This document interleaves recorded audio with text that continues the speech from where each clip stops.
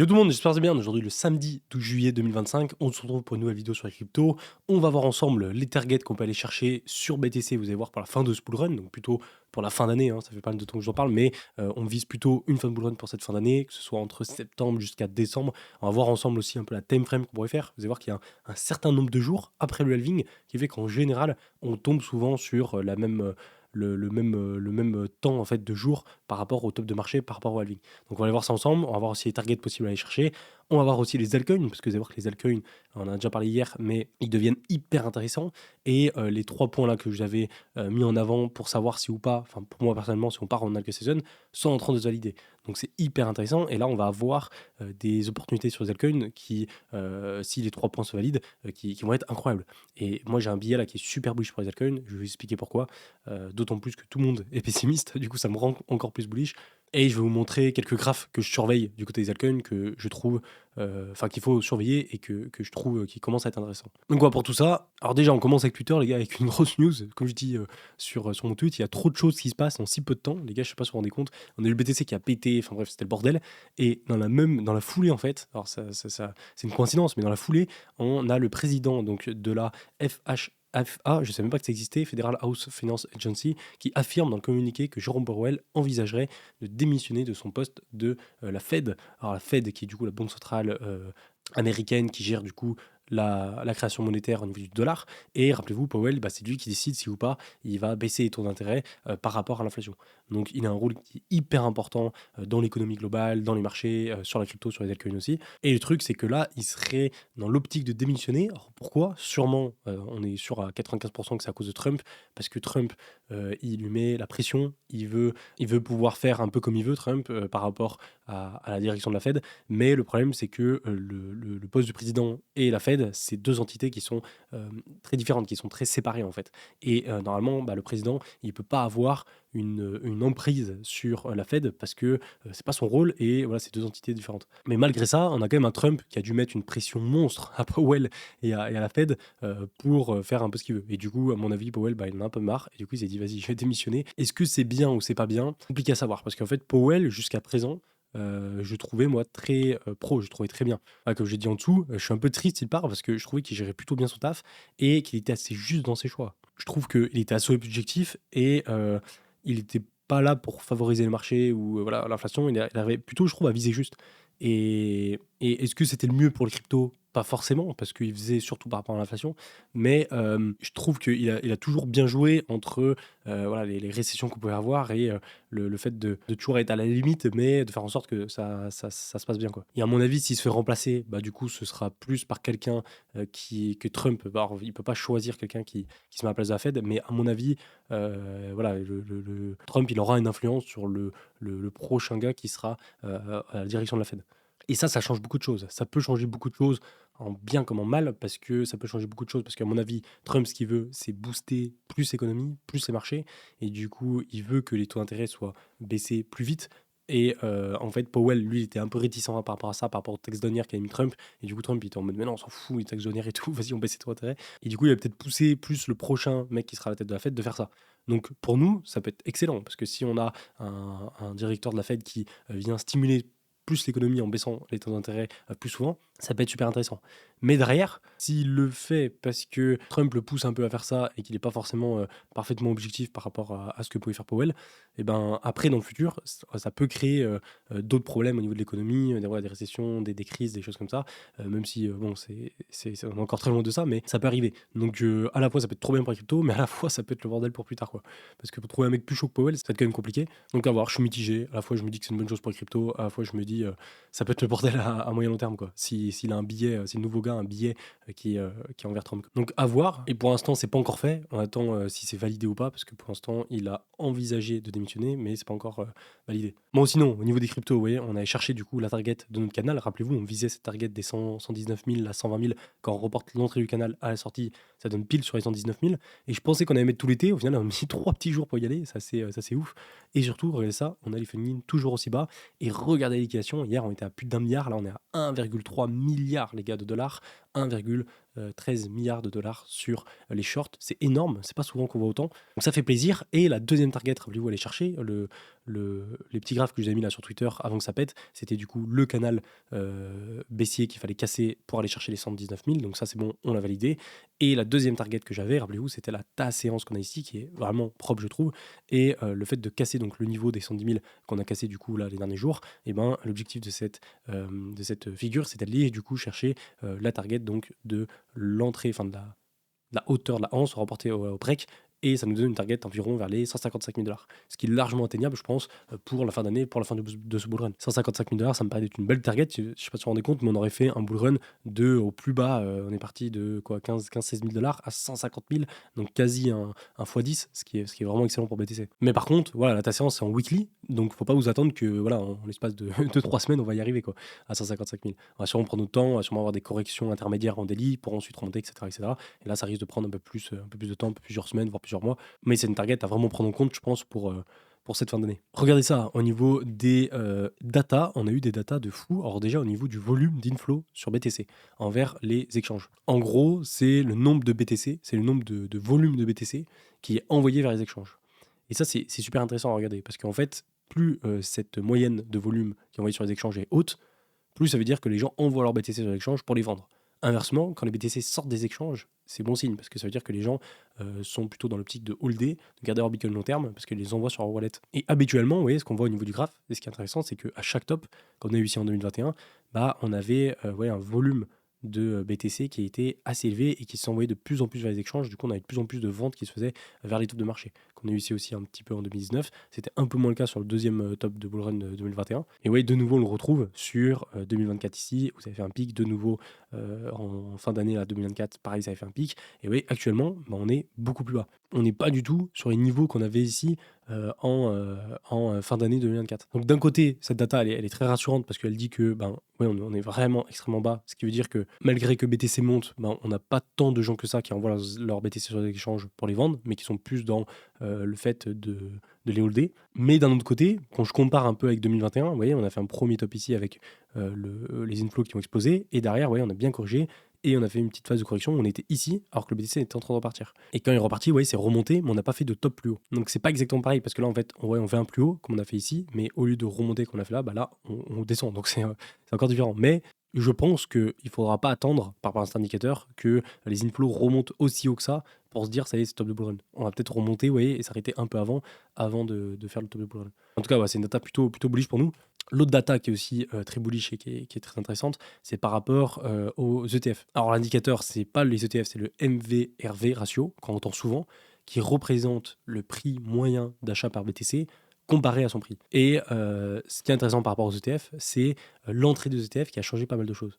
Ouais, on le voit là, au niveau du graphe, que en gros, donc en bleu, ça représente du coup l'indicateur qui nous montre le prix moyen d'achat des BTC. Donc si par exemple, le bleu il est à 1, ça veut dire que si le cours est ici par exemple il est ici à 25 000 dollars, et si la courbe est ici à 1, ça veut dire que le prix moyen est à 25 000. Mais si la courbe est à 2, ici par exemple, la courbe est là, et que le BTC, lui, pour l'instant, il est ici, donc on est à 60 000. Ici par exemple, on prend la courbe bleue qui est ici par exemple, et le cours du BTC au même moment qui est là, donc on est à, par exemple, ici on doit être, à 35 000, et la courbe bleue est à x2, ça veut dire que le prix moyen des BTC est à x2 par rapport au prix auquel on est actuellement.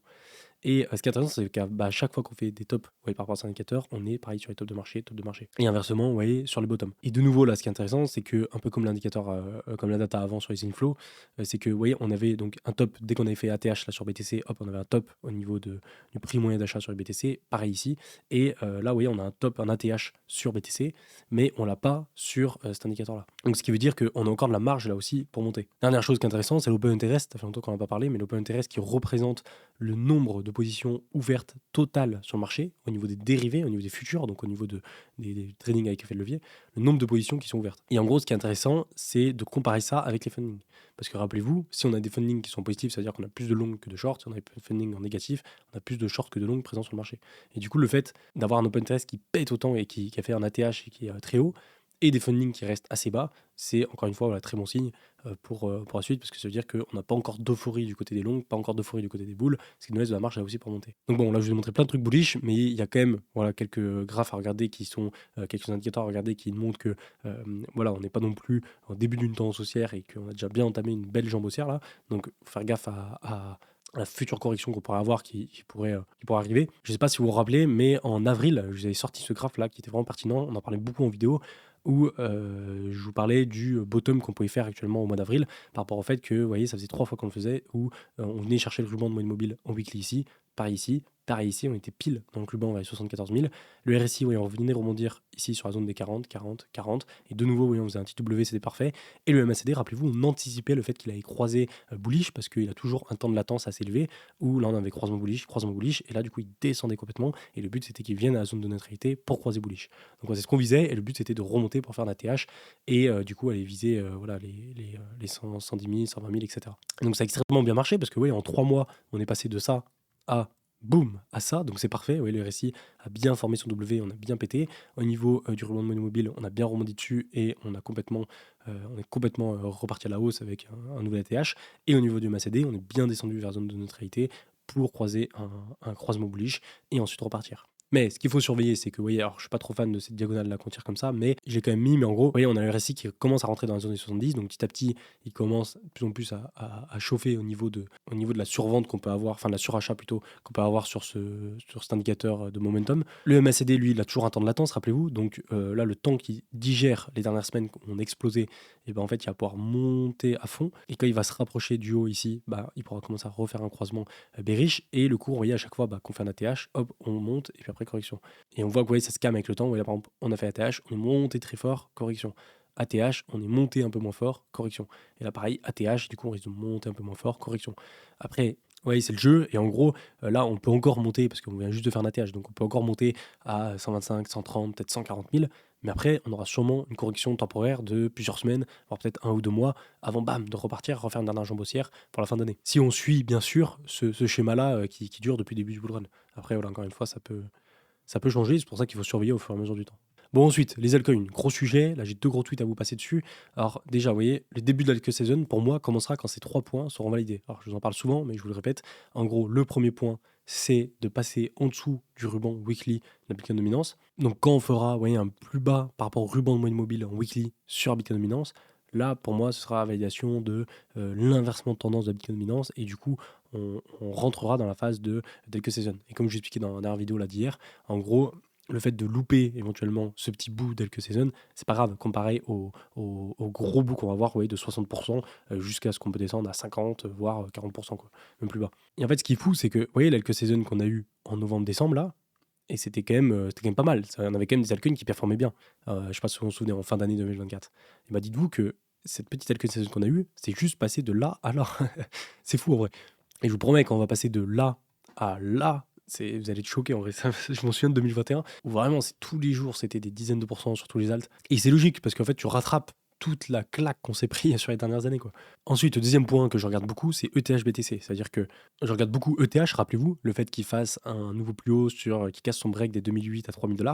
Mais ETH BTC est encore plus intéressant parce que si on a un ETH qui prend de la liquidité par rapport à BTC, qui prend plus de dominance, et bien en fait après, simplement, ça va couler sur les altcoins et ça va en découler sur les altcoins. Et du coup, le fait que ETH BTC fasse un plus haut, alors là on est pile dessus, vous voyez actuellement, on est pile dessus, et bah bam, ça va enclencher cette cascade de liquidité là ensuite sur les altcoins. Et la deuxième chose qu'on peut surveiller par rapport à ça, c'est Total 3. Vous voyez actuellement le Total 3, de nouveau, on est pile sur le niveau de break hyper important qu'on n'arrive pas à passer depuis je ne sais pas combien de temps. Et là, de nouveau, si on arrive à passer au-dessus, c'est incroyable pour les altcoins. Mais ouais, c'est pas encore gagné parce que ouais, le Total 3, on l'a pas encore validé. ETH BTC, on l'a pas encore validé non plus. Et BTC Dominance, on l'a pas encore validé non plus. Mais c'est vrai que c'est plutôt bien parti. Et pour l'instant, depuis le début qu'on revient sur ces niveaux, c'est le meilleur, je trouve, c'est la meilleure configuration qu'on a par rapport à toutes les autres fois. Et aussi, dernière petite chose, vous voyez, on a bien sûr la baisse des taux d'intérêt de la Fed qui est très importante pour les actifs risk-on comme les altcoins. Mais voilà, ça arrivera probablement en septembre, voire plus tôt si Powell part. Mais le marché va forcément chercher à l'anticiper le plus tôt possible. Et si du coup on sait par rapport aux stats que, je sais pas, on a 60%, 70, 80% que les taux d'intérêt baissent en septembre, bah, le marché va anticiper ça avant que ça arrive. Donc forcément, ça va être intéressant pour les riscon avant. Bon, ensuite, le gros point sur les altcoins qui est important. Ah oui, le tweet il a pété, il a fait 500 likes avec 74 000 impressions. Ça veut dire que c'est vrai pour pas mal de personnes, ce que j'ai dit ici. Alors, ce que j'explique, c'est que, encore une fois, la majorité des nouveaux arrivants vont se faire plumer. C'est le même processus qu'au précédent cycle.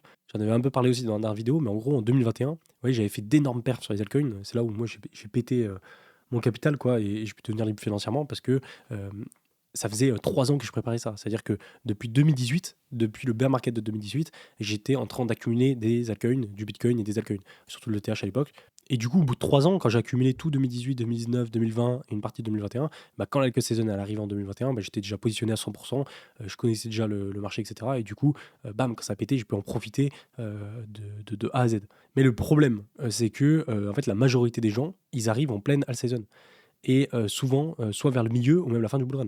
Et moi, je le voyais clairement au niveau de mes vidéos. C'est-à-dire que quand on était avant la queue season, je faisais peut-être 2-3 000 vues par vidéo, comme je le fais actuellement d'ailleurs, en 2020, début 2021. Et dès que la queue season, elle a pété et que les altcoins, ils étaient en explosion, bah, mes vidéos, elles ont commencé à faire 20, 30, 40, 50 000 vues par vidéo. Je sais pas si vous vous rendez compte que je passais 2000 vues par vidéo à 50 000 en l'espace de quelques mois parce que les altcoins, ils ont pété. Et en fait, tout le monde est arrivé quand les altcoins ont commencé et étaient déjà en train de péter. Et c'est là où en fait il y a le problème. Et d'ailleurs, la plupart d'entre vous, ça se trouve, vous m'avez connu à ce moment-là. Et du coup, le problème, c'est que vu que les gens, bah, ils connaissent rien, ils arrivent dans le marché des cryptos, alors que les altcoins ont déjà fait des grosses performances, et ben en fait, ils investissent déjà en plein milieu ou un peu trop tard. Et du coup, ce qui fait que bah, quand ils arrivent à la fin du bull run et qu'il y a le bear market qui commence, et ben en fait, ils sont éclatés par le bear market. Ce qui, moi, personnellement, m'était arrivé du coup en 2018, où j'étais rentré sur les altcoins un peu trop tard en 2017 et je m'étais fait éclater en 2018. Mais du coup, en 2021, j'étais très bien parce que j'étais déjà positionné avant. Mais du coup, les gens qui sont rentrés en 2021 sur les altcoins, bah, ils se sont fait éclater en 2022, comme moi, c'était le cas à un cycle avant en 2018. Et du coup, ces gens-là qui se sont fait éclater en bear market de 2022, bah, en fait, ils doivent attendre, pour les plus courageux, ils vont attendre 3-4 ans avant que la prochaine L saison arrive. Et du coup, actuellement, vous qui regardez ma vidéo, vous êtes dans ce cas-là, je pense pour la plupart. Vous êtes arrivé en 2021, vous êtes fait éclater sur les altcoins, et là, ça fait 3-4 ans que vous attendez, et vous êtes comme moi, en 2021 où ça faisait 3-4 ans que j'attendais depuis 2018, 2017 et j'y croyais plus et tout et j'étais désemparé et quand ça arrivait, bam, j'ai tout pris. Et du coup, c'est toujours une minorité qui gagne. Parce que de nouveau, là, mes vidéos, ouais, elles sont passées, je te faisais 2000 vues par vidéo, je passe à 50 000 quand les altcoins sont pétés. Et là, maintenant, vu que les altcoins c'est mort, bah, je suis repassé à 2000 vues. Et quand les altcoins vont repéter, bah, paf, j'ai repété en vues. Mais la plupart des gens qui vont arriver à ce moment-là, pendant l'alco saison, bah, ils vont se refaire avoir. Et de nouveau, bah, ils vont rentrer à la moitié de l'alco saison, voire la fin de l'alco saison. Ils vont se manger le bear market de 2026. Et du coup, ils vont devoir réattendre 3 ans pour gagner de l'argent sur la prochaine alco saison en 2029. Mais du coup, si vous êtes là actuellement en train de holder vos altcoins depuis 2021, vous êtes dans le même cas que moi en 2020, et juste attendre encore avec le season, et puis là vous allez pouvoir profiter à 100% parce que vous êtes déjà positionné, et du coup quand ça va partir, bah, vous pourrez prendre déjà des profits, quoi. Donc voilà, c'est un peu le cycle infini des alts, mais au final, si on regarde BTC, c'est un peu la même chose au final avec les cycles. En général, tu découvres BTC sur un bull run, tu te fais éclater sur le premier bear market, et ensuite, deuxième bull run, bah, tu réussis beaucoup mieux, et ainsi de suite. Donc justement, en parlant des altcoins, regardez un peu les fundings. Alors rappelez-vous, les fundings, c'est ce qui nous dit si ou pas on a plus de short que de long sur le marché. On a des fundings qui sont très bas sur BTC, mais au niveau des altcoins, c'est la même. Regardez, si on met les couleurs, rappelez-vous, plus on a de orange, plus ça veut dire, forcément là le hype il est orange parce que lui il est très hype comme token, mais en gros plus on a d'orange, plus on a une surchauffe au niveau des fundings, donc plus ça veut dire que on a en gros du FOMO, de l'euphorie qui arrive sur les altcoins. Mais si on regarde en un an, on peut voir qu'on est vraiment sur une phase depuis la fin d'année. Vous voyez, là, on surchauffait, on était bien dans l'orange. Au moment où on a eu la petite quelques saison là en fin d'année. Mais depuis, c'est le désert, quoi. Genre vraiment, ça traverse le désert. On n'a rien, quoi. Même là, en février, mars, avril, on était bleu, bleu, bleu. On était les fundings en négatif. Et là, vous voyez, on n'a toujours pas de surchauffe. Donc on est encore très loin de ce qu'on pourrait avoir comme quelques saison. Encore au tout début, on n'a même pas commencé en fait. Bon, si on revient sur BTC plus à court terme, ça peut être intéressant de regarder un peu les murs d'achat et de vente qu'on a sur BTC. Alors rappelez-vous un peu le petit short que j'avais posé ici l'autre jour, ou sur Bluefin là, où j'avais pris du coup mon long ici à ici. Je vais expliquer ma strat de rentrer à chaque fois au niveau de break. C'est super intéressant. Vous voyez, de nouveau, on aurait pu le refaire ici, mais bon, je dormais, du coup on n'a pas pu. Mais s'il y en a d'entre vous qui ont pu le prendre, c'est de rentrer, attendre le break ici, et dès que ça break, hop, rentrer pour prendre la phase de hausse ici en montant son stop loss progressivement. Et ça, c'est un truc que je faisais pas mal en 2021 et qui marchait plutôt bien. Mais voilà, voilà, c'est très spécifique à certaines phases de break, comme on l'a ici. Et de nouveau, ouais, ça peut être intéressant. C'est-à-dire que là, hop, vous attendez qu'on break la nouveau ATH. Et si le cours, il vient un break ici, hop, prendre une entrée ici avec son stop loss qu'on monte progressivement pour le prochain break, ça peut être intéressant. Mais voilà, faut être devant ces écrans, c'est plus du court terme. Et du coup, rappelez-vous, j'avais mis un petit short pour essayer de jouer cette petite baisse qu'on pouvait avoir là. Mais bon, c'était très, très court terme et c'était un petit short. J'ai pas mis beaucoup de positions. C'était plus pour essayer, rappelez-vous, de prendre le pump et le dump. Mais du coup, au final, le cours est remonté. Je me suis fait stop loss au-dessus de mon entrée. Donc, au final, j'ai été stop loss en positif. Donc, j'ai pris genre $100. Ça rembourse ses frais. Donc, rien gagné, rien perdu. Et du coup, on allait refaire un plus haut vers les 119 000. Et là, regardez, on a commencé à stabiliser ici. Et ouais, ce qui est intéressant, c'est que là, tous les murs de vente qu'on avait ici, on les a tous absorbés facilement. À quel point la force acheteuse, là, à ce moment-là, était puissante. Et là, par contre, on se retrouve avec beaucoup plus de murs. C'est-à-dire qu'au-dessus de nous, vous voyez, on a 350, 321, 313 encore, 330. Et là, paf, ça accumule des 100, 200, 300. Et là, 600, enfin, les 120 000. Alors, forcément, les 120 000, c'est une grosse target psychologique, donc ça va être pas facile de les passer. Et surtout, là, on a déjà validé notre target, vous voyez, du canal haussier, canal baissier, du break du canal baissier, où c'était à peu près 119 000, 120 000. Donc là, c'est bon, on l'a validé. Maintenant qu'on a validé ça, vous voyez, le cours peut commencer un peu à se poser. Derrière, ce qui est intéressant, c'est qu'au niveau de la baisse aussi, ouais, on a de l'achat, 435 BTC, là 300 BTC, 300 BTC encore, c'est pas mal. Et du coup, on a un peu pris entre les deux, vous voyez, donc on risque d'avoir une petite phase de range là comme ça à court terme qui va se prolonger. Et après, à voir, ça peut valoir le coup, vous voyez, de attendre donc la petite phase de range qu'on peut avoir ici et surveiller les 2 points. Si vous voyez le cours qui vient passer en dessous et éventuellement prendre un petit short, mais bon, moi je ne prendrai pas parce que shorter en bull run comme ça avec des funding bas, trop risqué. Et inversement, si on voit que ça commence à péter ici, éventuellement reprendre un long pour rejouer. Là aussi, ça peut être intéressant. À faire gaffe quand même, parce que ouais, on est sur une grosse tendance haussière déjà, enfin une belle jambe haussière, et du coup, plus on avance, plus c'est compliqué d'aller chercher plus loin, parce qu'en fait, il faut de plus en plus de force acheteuse, et petit à petit, la force fendeuse prend aussi de plus en plus de place. Et surtout, stop loss super serré, c'est-à-dire que si, ouais, là, on commence à monter ici, hop, je prends position là, moi je mets un stop loss très très serré ici, avec pas beaucoup de pertes derrière, parce qu'en fait, on peut faire des fakes. Rappelez-vous quand on a un range, un fake break ici, pour ensuite, paf, casser la baisse. Donc ça, faut se méfier. Pour ça, faut bien mettre des stop loss assez serrés. Donc voilà pour ça. Pour revenir du coup sur BTC au niveau du graphe en daily, ouais, hop, on a cherché une target, c'est parfait. Le truc que je vous montrais d'ailleurs, tiens, regardez le H-Ribbon. Rappelez-vous le gars, le H-Ribbon, on avait eu un signal ici, et franchement, il était parfait. On a eu un deuxième signal ici, où je disais, voilà, on peut baisser à court terme, mais à moyen terme, c'est plutôt aussi en général. Et encore une fois, les gars, vous voyez, le H-Ribbon, même si tout le monde m'insulte sur Twitter quand je le mets, putain, il marche tellement bien. À chaque fois qu'il pose un signal, il y a toujours une hausse qui suit voilà, les semaines d'après, quoi. Ça, c'est ouf. Donc à surveiller pour les prochaines fois. L'autre chose aussi qui va être intéressant, c'est bien sûr le ruban en daily. Vous voyez, il a beaucoup de marge avant de remonter, mais plus il va monter fort là avec le temps de latence, plus on a une correction qui commence à se faire. Ça peut être intéressant de regarder à quel endroit on vient pullback pour éventuellement prendre une position.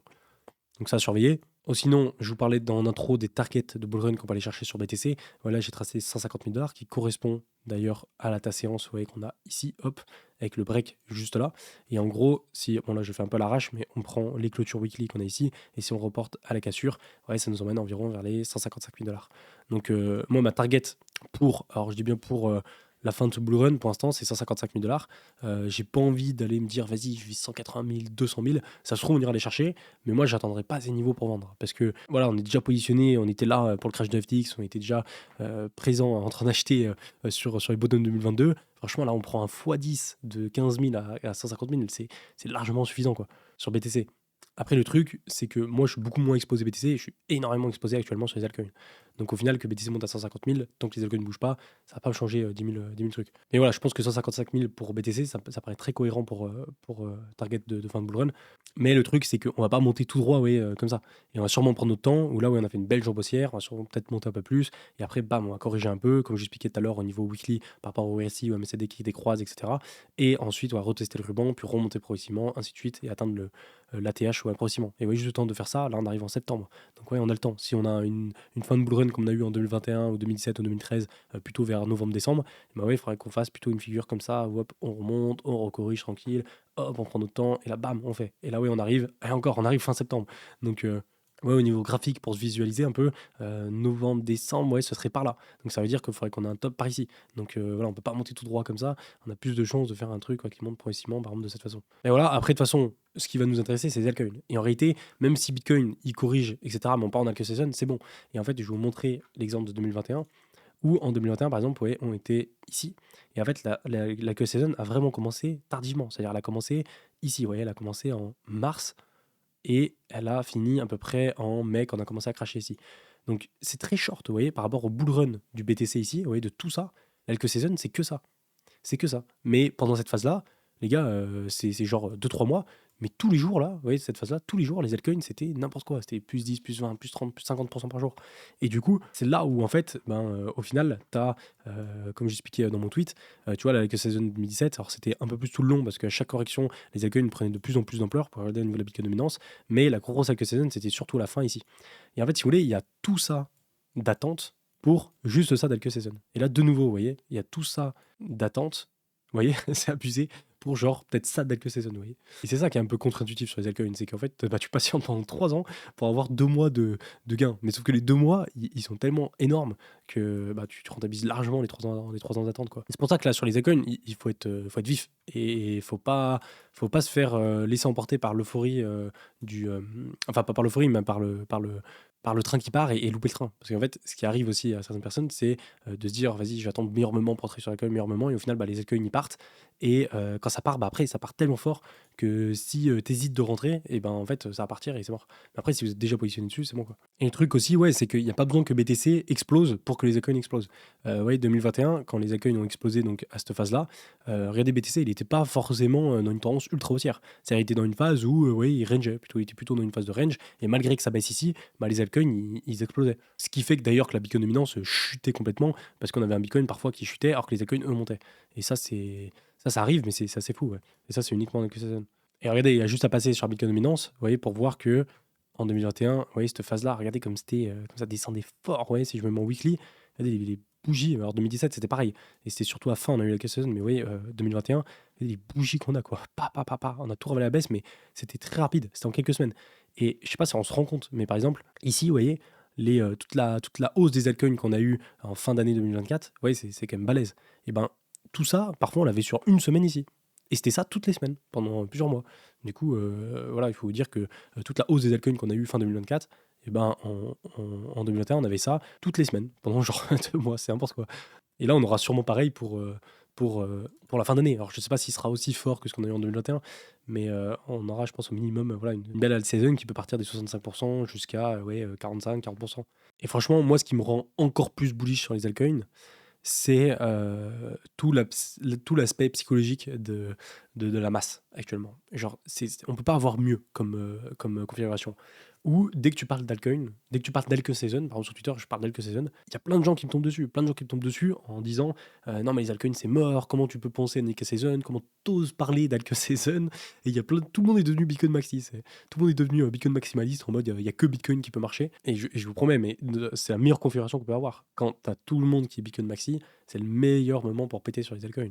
Et le problème avec ce genre de discours là que je tiens, c'est que c'est dur de le timer. C'est-à-dire que là, ça fait je sais pas, 6 mois que plus personne n'est bullish sur les altcoins. Et pourtant, la saison, elle démarre pas. Et c'est pas parce que ce que je dis là, c'est faux. C'est parce que le timing du moment où la saison démarre, c'est pas au moment instantanément quand tout le monde lâche les altcoins.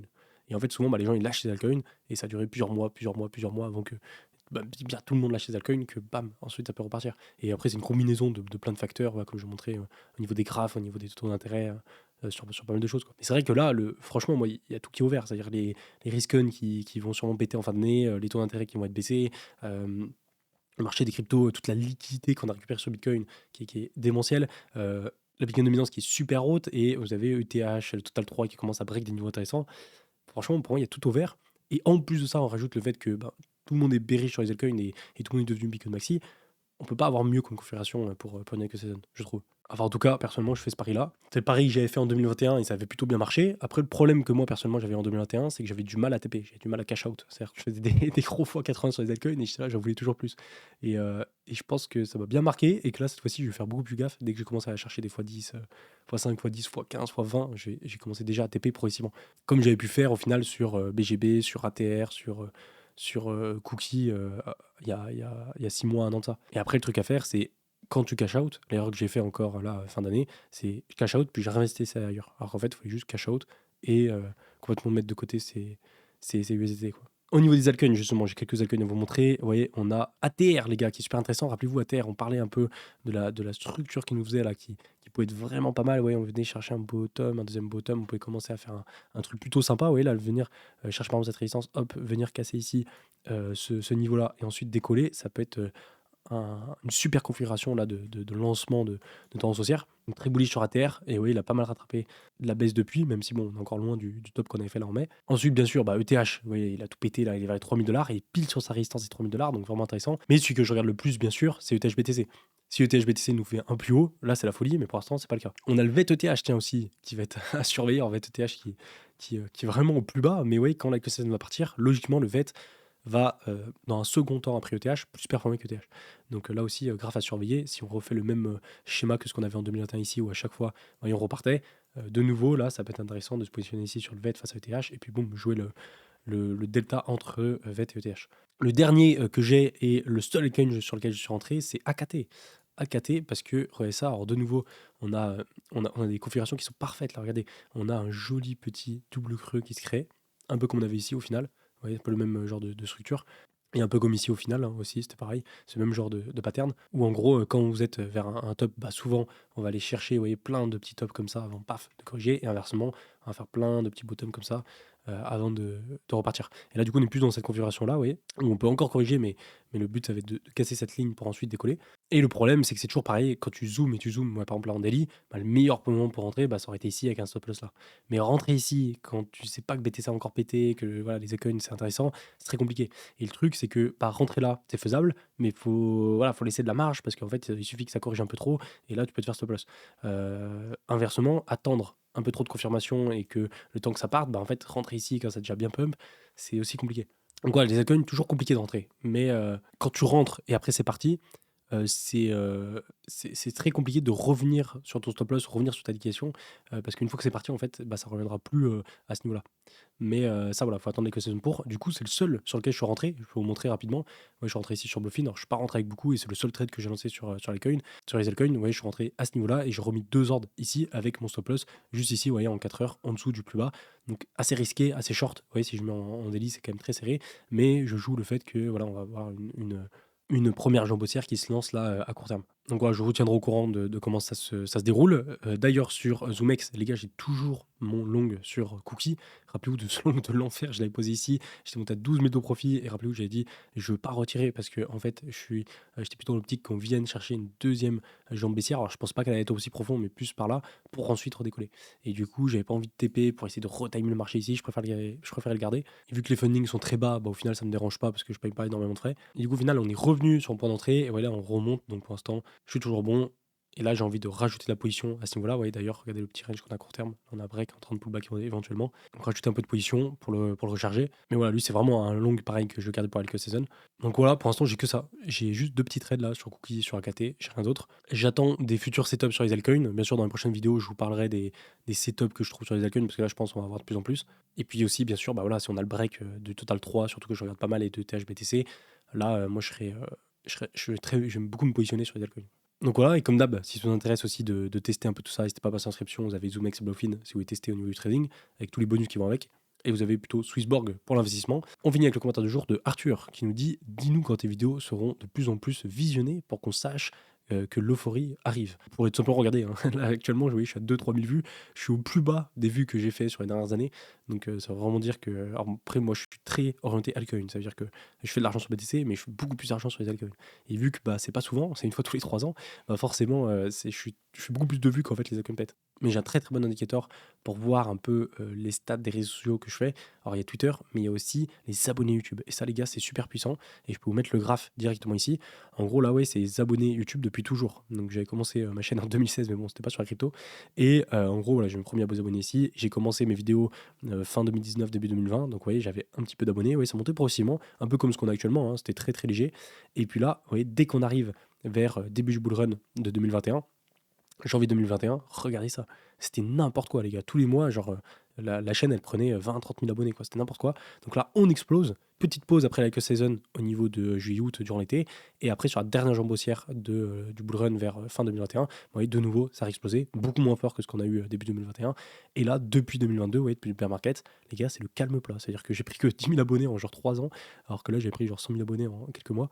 Et c'est normal parce que c'est lié aux altcoins, c'est lié voilà, à l'euphorie qu'il y a sur les particuliers. Et du coup, là, de nouveau, quand je verrai la courbe commencer à remonter bien fort, comme on l'a eu ici, et ben, ajoute ça en courant, je vous dirai, je vous le passerai en vidéo, parce que ça veut dire que, alors, ce sera pas le début du bullrun, mais ce sera surtout le début de l'alpha season.